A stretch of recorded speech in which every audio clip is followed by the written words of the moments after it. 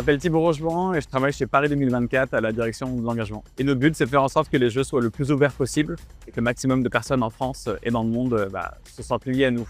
En gros, ça veut dire qu'on lance des programmes d'engagement, des programmes d'animation, essentiellement du divertissement, essentiellement des choses qui mettent les gens en mouvement, en lien avec le sport. Et en faisant ça, on les rapproche des jeux. La collaboration avec la team Paris 2024 a démarré en 2019. Et ça a été effectivement toute une épopée où l'idée de départ était de construire une communauté qui s'appelle donc le Club Paris 2024. Il y a un énorme club d'animation où on propose à nos 4,9 millions de membres plein de choses à vivre en lien avec les jeux. Donc par exemple, porter la flamme, se sélectionner pour le marathon pour tous, obtenir des billets en avant-première, rencontrer des athlètes, défier des athlètes, voler dans la patrouille de France lors de la cérémonie de passation de Tokyo. Voilà, donc plein d'animations qui font que derrière, le grand public se sent plus proche de nous. La collaboration avec Paris 2024, elle s'est très bien déroulée. C'était ultra intéressant de pouvoir les accompagner tout au long de ces années. Quand on a lancé le club au tout début, il y avait tout un système de points qui avait été mis en place. Et l'idée, c'était de proposer plein d'animations, plein de challenges aux membres du club pour qu'ils puissent gagner des choses. Donc, par exemple, pour participer au tirage au sort du Grand Marathon pour tous, il fallait gagner 100 000 points. Ces 100 000 points, on pouvait les faire en courant, on pouvait les faire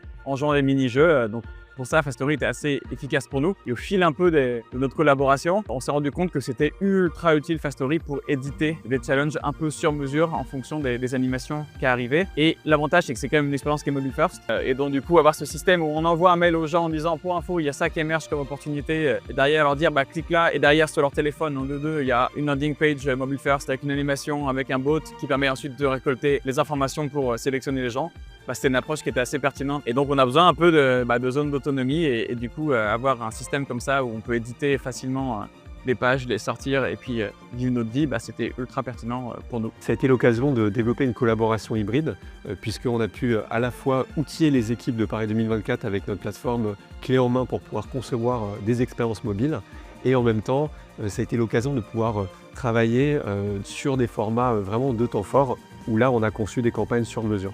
Alors moi c'est Lucie Demeillet, je travaille chez Paris 2024 depuis 2021 et je suis en charge de toute l'expérience digitale des membres du club. En fait ce Fastory nous a permis d'être hyper réactifs parce que moi en quelques heures je pouvais créer une expérience de A à Z, la publier et l'envoyer aux membres du club de notre base. Une des expériences sur lesquelles on s'est beaucoup appuyé sur Fastory, c'est de faire gagner tous les dossards pour le marathon pour tous pour le 10 km. L'objectif c'était vraiment de s'adresser au plus grand nombre, c'était d'ouvrir vraiment la course à même des gens qui n'avaient jamais couru de leur vie, à des gens qui voulaient se mettre à la course à pied. Et donc pour ça, on s'est dit qu'on allait rendre l'expérience vraiment plus fun, plus gamifiée que ce qu'on avait pu faire pour le 42 km. Et donc on a questionné Fastory sur cette problématique-là, sur cette envie-là. Et c'est vrai qu'on a été hyper bien accompagnés dès le début. Ils ont vraiment été force de proposition sur vers quoi on pouvait aller. Et ils nous ont vraiment accompagnés du début à la fin. Donc, on a mis en place des expériences mensuelles avec des mini-jeux en fait qui mettaient en scène la mascotte de Paris 2024. Et on réussit à super bien la mettre en scène, à produire des jeux qui étaient visuellement super sympas, très drôles, faciles, accessibles. Et ça a super bien marché. Ça nous a permis de distribuer les dossards comme on voulait et à qui on voulait. Travailler avec Paris 2024, ça nous a aussi permis de nous dépasser côté Fastory d'un point de vue technologique. On a pu pousser les mécaniques existantes chez nous d'un cran au-dessus. Pour l'opération qu'on a réalisée autour du relais de la flamme, on a twisté une de nos mécaniques pour pouvoir créer une carte de la France interactive et on venait en fait de venir sélectionner le département dans lequel on souhaitait relayer la flamme. Ça du coup ça a été un développement on va dire un peu plus sur mesure pour répondre aux besoins de Paris 2024 et nous ça rajoute des cordes à notre arc finalement côté Fastory pour la suite.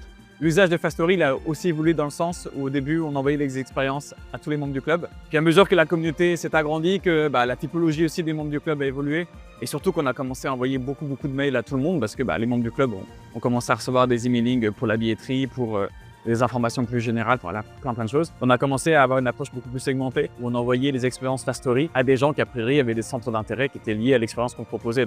Et là aussi c'était un usage intéressant de Fastory de pouvoir faire une expérience qui était sur mesure, calibrée, pas trop généraliste, au contraire ultra précise pour une population qui était précise. Pendant les Jeux, on s'est servi de Fastory surtout pour animer les carrés de supporters. Non seulement les carrés de supporters, mais aussi les supporters qui n'avaient pas de place pour les Jeux. Avec EDF, on a mis en place une expérience qui s'appelle le guide des supporters, avec vraiment une histoire super complète, avec beaucoup de pages différentes, avec des témoignages vidéo, des vidéos des grands moments des Jeux, du test. On a poussé aussi vers du merchandising. Vraiment une expérience de A à Z qui coche un peu toutes les cases, non seulement pour la personne, pour se dire ah ouais, il va se passer tout ça et moi je vais faire partie de ça, Mais en plus, pour nous, Paris 2024, pour cocher les cases de chiffre d'affaires aussi et d'expérience client. Il y a une expérience un peu spécifique qui me vient en tête quand je parle de réactivité et de vraiment pouvoir produire un truc très rapidement et avec un outil qui est vraiment facile à utiliser. Chez nous, il y a des choses qui se trament un peu en secret, évidemment, c'est les jeux. Alors, on a envie de surprendre la population française. Pendant la cérémonie de passation entre Paris et Tokyo en 2021, il allait se passer un truc énorme au Trocadéro. On le savait, mais on ne savait pas exactement quoi. Et on a été mis dans le secret peut-être 2 semaines avant que ça sorte. Donc là, il fallait réagir parce que c'était une opportunité pour nous de fou. L'opportunité, c'était de mettre des membres du club, donc des civils, dans les avions de la patrouille de France pour survoler le Trocadéro pendant la cérémonie de passation entre Tokyo et Paris. Donc on a sauté sur l'occasion et on s'est dit là, il nous faut une expérience qui soit un truc un peu engageant parce qu'on voulait des personnes vraiment surmotivées pour faire ce truc-là. Et du coup, on a fait une expérience vidéo. On a demandé aux gens de se filmer et on a eu des trucs incroyables. Au total, il me semble qu'il y a plus de 800 vidéos qui ont été publiées pour cette expérience. Ça a vraiment pété les scores des vidéos, c'était top.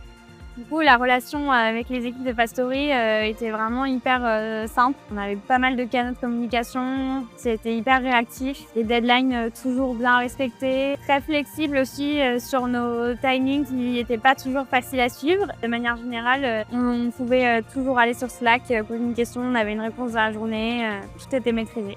Fastory, ça a été utilisé par toute l'équipe. Je pense qu'on a tous mis les mains dedans au moins une fois et édité un bot. Il y en a certains qui l'ont utilisé beaucoup plus que d'autres, comme Lucie. On l'a utilisé beaucoup au début de manière un peu pour faire des challenges vraiment un peu éparses. Finalement, c'est devenu au fur et à mesure l'outil un peu industriel qui nous a permis de sortir 250 expériences. Je crois qu'on est le client qui a fait le plus d'expériences Fastory chez vous. Et ce qui est intéressant, c'est que l'usage en fait, s'est développé même dans d'autres directions, parce que petit à petit, il y en a d'autres qui sont venus nous voir en disant « Ah, vous utilisez ça, c'est bien, on pourrait aussi l'utiliser ». Donc, ça a été utilisé par exemple par l'équipe Influence, qui a permis de faire gagner des dossards pour le marathon pour tous, il y a des influenceurs. C'était utilisé par l'équipe Innovation qui a voulu mettre en place des bouts, je crois, explicatifs de différents sports et les règles d'usage dans les différents sports. Donc, on a lancé le club Paris 2024 le 26 juillet 2020. Depuis, on a réuni 4,9 millions de personnes dedans. À peu près 10% vraiment se sont bougés de manière très active régulièrement. Par exemple, on a à peu près 400 000 personnes qui ont essayé de gagner un dossard pour le marathon pour tous. Donc, c'est un peu ça les chiffres du club Paris 2024, une énorme communauté de presque 5 millions de personnes, plusieurs centaines de milliers de personnes engagées et plusieurs dizaines de milliers de personnes qui ont vécu des moments très forts. Et on espère que tous ces gens, ils vont,